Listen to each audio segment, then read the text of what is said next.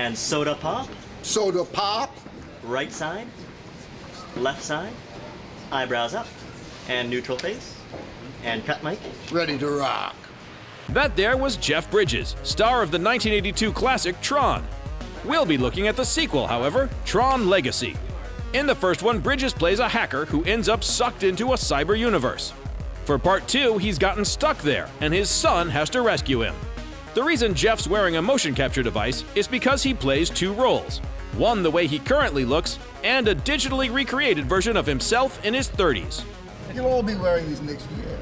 The Tron series is mostly famous for its iconic blue and red bikes racing each other.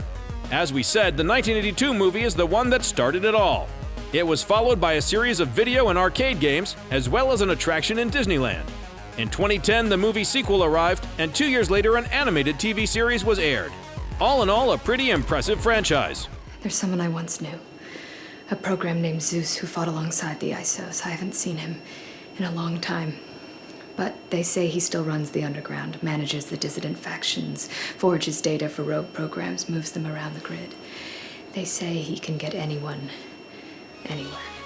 Most of the film is set in a digital world, but ironically, not all of it was created using CGI. A lot of the sets had to be built for real, eating up a big chunk of the $170 million budget.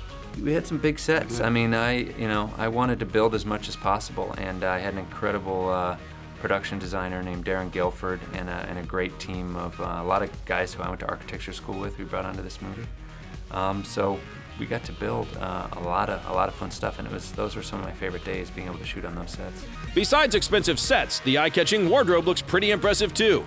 A sum of $13 million was reserved for the costume department, as each of the suits cost $60,000. Despite the heavy price tag, though, they actually didn't function that well.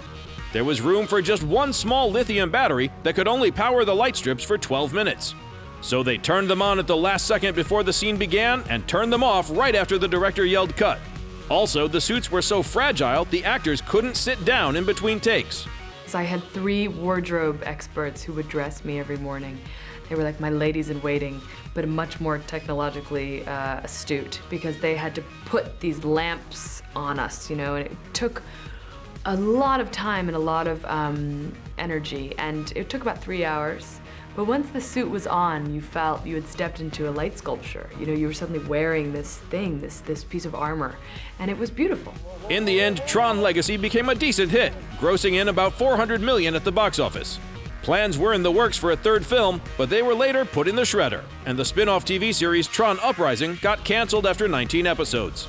It's unlikely we'll ever see more of the franchise, but those iconic red and blue racers will forever be part of cinematic history. Ready and action!